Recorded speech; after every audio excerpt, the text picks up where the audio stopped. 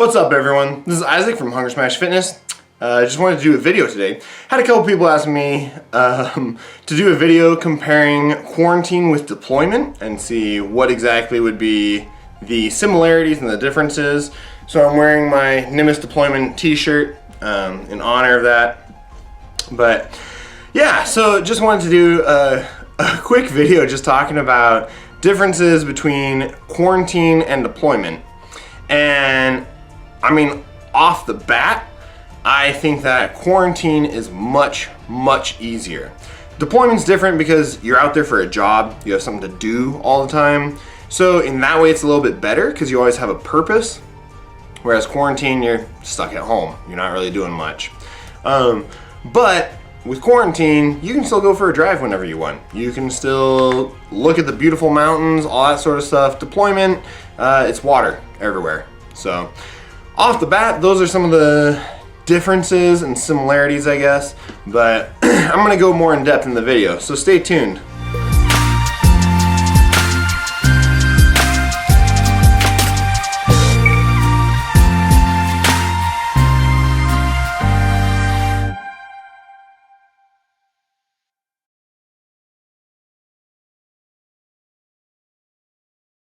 So to make this video, I took a compilation of some of the pictures that I took while I was on deployment, as well as some that I found on Navy.mil. I asked other people if they wanted to submit photos or videos or anything like that.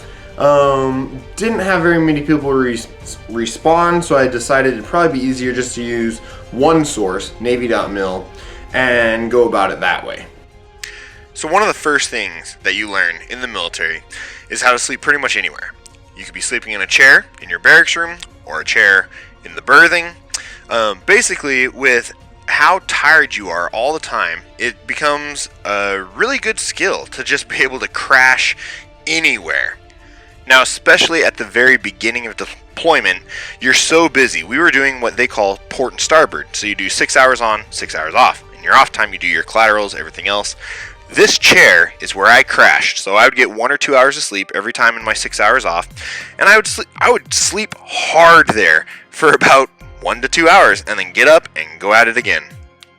I wanted to include this picture here to show just how little room we actually had between the racks. Now, alternatively, in quarantine here, I can sleep whenever and wherever I want. So obviously, I can sleep in my bed and I can get 8 or 10 hours if I want, because especially right now with not working, not as busy. So on deployment, you're getting whatever sleep you can possibly squeeze in whenever you can get it. So for about 2 weeks, I was getting 2 to 4 hours of sleep a night, and your body, you're miserable, you're tired, really tired for about a week and a half, and then it kind of just sets in and you don't even notice it anymore. So now in quarantine, obviously sleep is not an issue. We can sleep whenever we want, basically. So, and also I can sleep in my bed. It's comfortable. I don't have to worry about, oh, I need to be up in 1 hour to go check on this, or I need to go do this, or I have this collateral that I need to do. Basically, the only thing now is the baby, little Hammer. When he's awake, obviously, my wife or I have to be up as well. He's only 19 months, so you can't really just have him running around the house alone. Other than that, sleep is not an issue now. The next big thing with the military is muster. Every day, as soon as you get up, you have to muster. Everybody meets together, everyone figures out what's the plan for the day, what their job is, what they are supposed to be doing for that day. So obviously, being here at home, it's my wife and I and our baby. So yeah, we discuss what our plans are for the day, but we don't stand in formation and do a whole green sheet and all that sort of stuff. The next big thing is breakfast. So if you get up early enough, you can get breakfast before you muster. If you don't, then you have to get it after you muster, after cleaning stations. But I always tried to eat eat breakfast as soon as possible because I was hungry.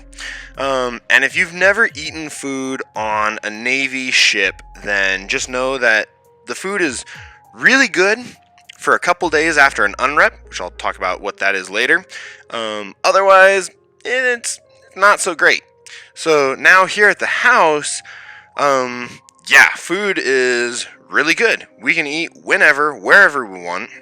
We can have whatever we want. If we don't have it, we can go buy it at the grocery store. And the entertainment is pretty good as well. Okay, ready? Ready? Oh, no, you gotta jump. Here, go down, down, down, up. Down, down, down, up. Down, down, down. You gotta get down. Go down and jump. In the Navy, they have cleaning stations and FOD walkdowns right after muster in the morning. So obviously here at home, we can clean whenever we feel like it. On the ship, they have a set time for when they do it. So cleaning stations, it's usually, I think it's 45 minutes, and you're sent to a designated area, and you clean that spot until the 45 minutes is over. A FOD walkdown they do on the flight deck before they do any sort of flying. And basically you're just looking for any foreign objects that might get stuck in the intake of the jets. So it's a safety thing. Not a lot of fun. Most people try and avoid it, but it needs to be done. Working out on the ship is kind of miserable. It's a very small space. It's always crowded. I tried to find some good pictures of their free weights gym. There's not really much. No matter what, you're always bumping elbows with people. It's difficult. No matter when you go, it's going to be packed, but it's something that you just need to do. So it's something that you just need to deal with. Obviously, working out here at home during quarantine, I have a lot of friends that have garage gyms that let me use them when they're not in them. Or we go on walks down the road, or we go to the park if that's not crowded, stuff like that. So it's easier. It's not as bad. I just have to find the time and work around other people's schedules. So that's pretty easy.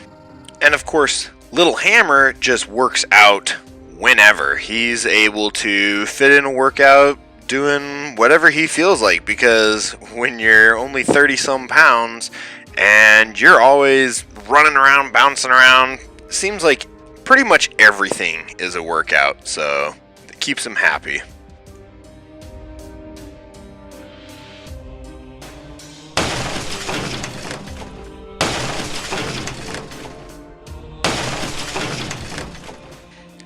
Alright, so now we get to UNREP. So this is underway replenishment, also known as RAS, replenishment at sea.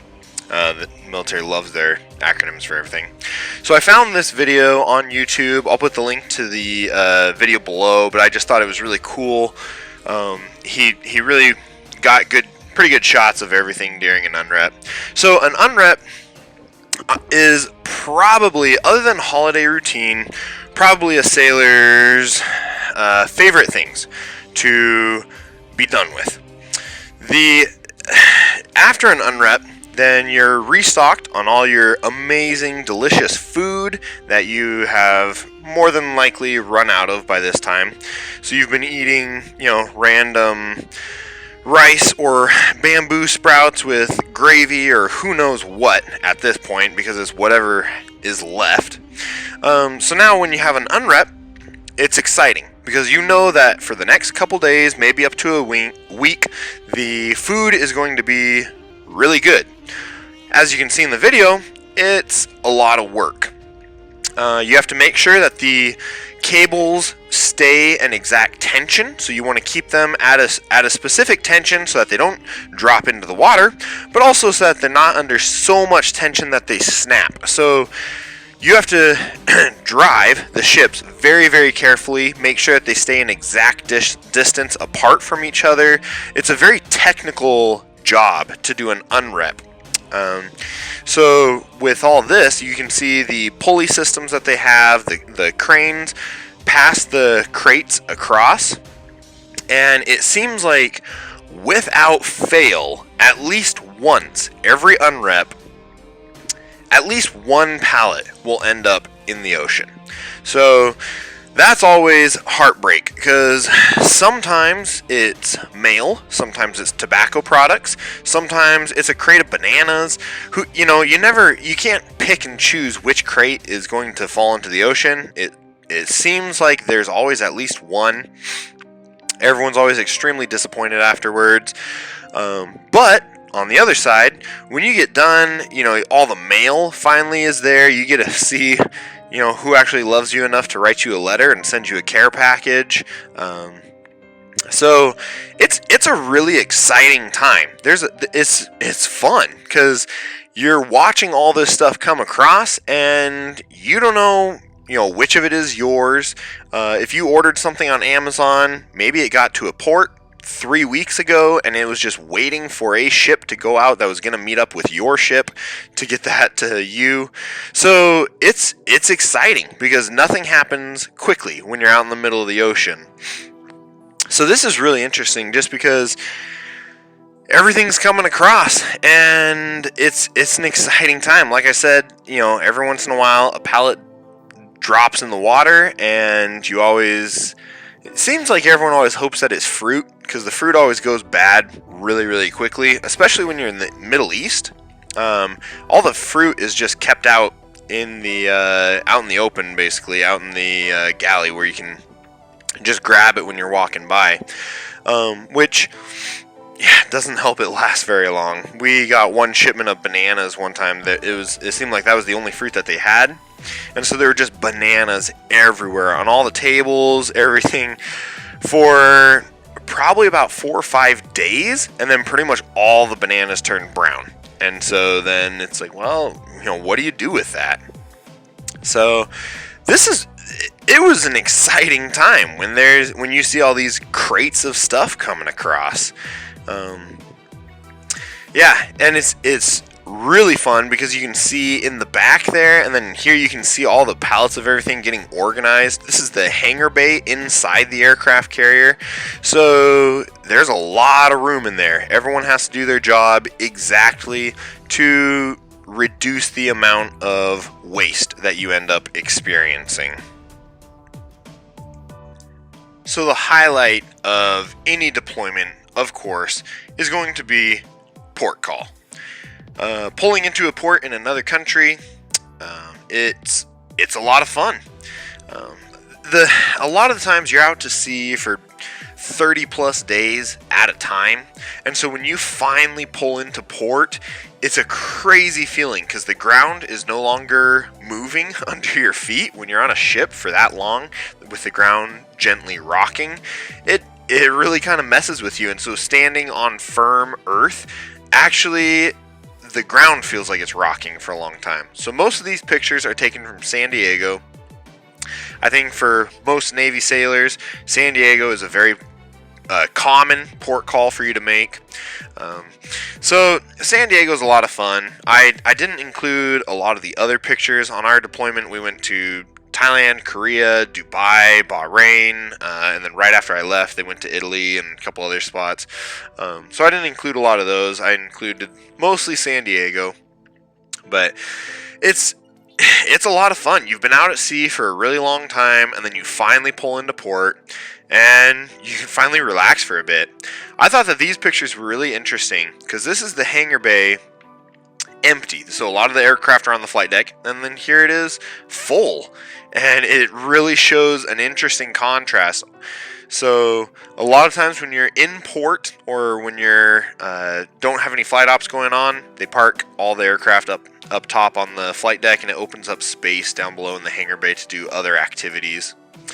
One huge perk as well is you get to see some gorgeous sunrises and sunsets. And, there's some mixed feelings because, of course, when you're leaving port and you see the sun setting, it's kind of a weird sensation knowing that you're going to be out at sea for a while. One of the things that I couldn't find a lot of pictures of is standing watch in CDC, Combat Direction Center, which is the kind of the brains of the ship on an aircraft carrier. So where I stood watch, everything in there is classified, basically. It's where all the most of the radar communications, all that sort of stuff happens, a lot of the planning and all that. So everything in the room is classified, so there's not a lot of pictures. I was able to find a couple pictures on Navy.mil of people standing watch. I'm assuming that they probably weren't actually standing watch, or they had cleared everything to make sure that nothing classified was being shown.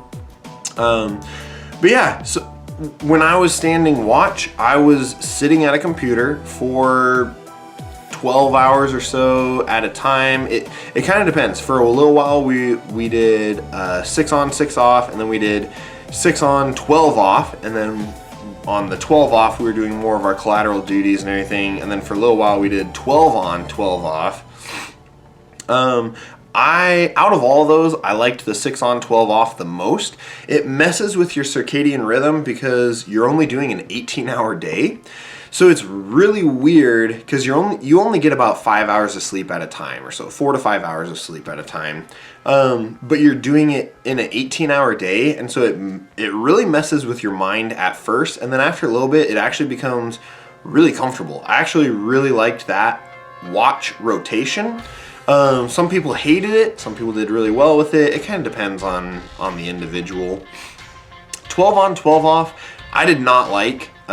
Mostly because you're sitting there staring at a computer for 12 hours straight, and the chairs were not comfortable. They weren't designed for a big guy. Definitely, I'm just under 6'5", so they were not built for me. The chairs they're mounted to the floor, so they'd been there since the ship was built in the 70s. And they're metal framed with a cushion in the middle of it, and the cushions were kind of worn out, so it's just really uncomfortable to just sit there. And with my job, I always tell people it was 99% boring, 1% exciting. So I specialize, my system compiled a lot of the information from the other ships, sonar, all that sort of stuff, to try and get a big picture of what was going on.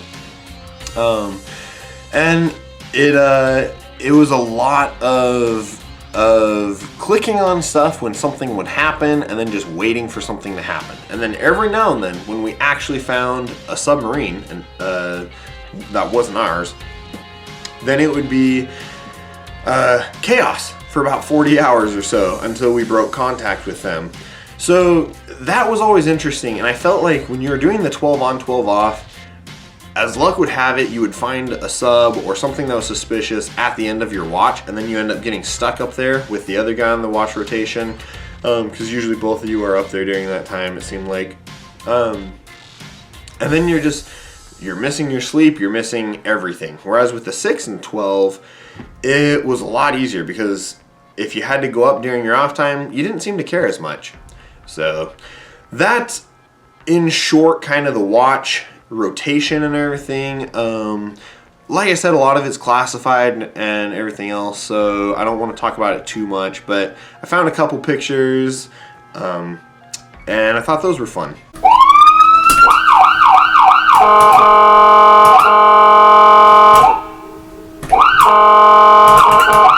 So, in the Navy, there is no fire department for you to call. There's no ambulance. There's no police department. You're it. The ship's company is the one that has to respond to anything. So because of that, we do general quarters drills constantly. It's at least once a week, usually a couple times.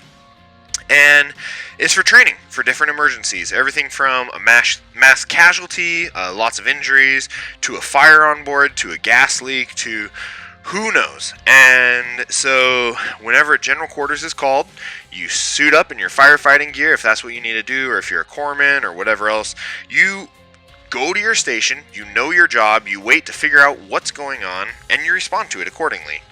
So not always a lot of fun, because a lot of times it seems like they always do it during your sleep time.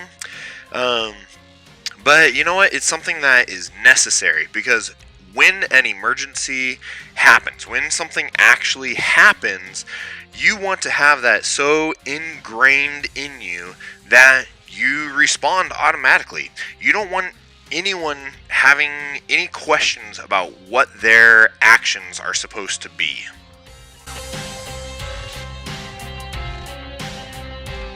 So obviously, here at home, we're not making any port calls.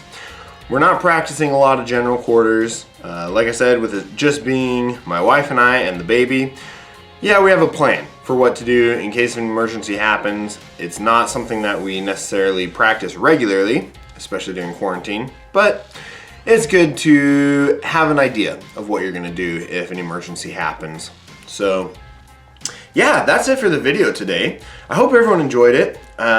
This would have been way easier if I would have planned on doing it when I was in the military, but you can't always plan for stuff like that. So anyways, let me know what you thought down below. Definitely leave a like and a comment for the video. If you haven't subscribed to the channel yet, please subscribe, really helps me out. Feel free to share it with whoever you want. And yeah, let me know what else you'd like me to do a video of. So anyways, that is it for today. This is Isaac from Hunger Smash Fitness again, and I just hope that everyone is staying safe during COVID-19.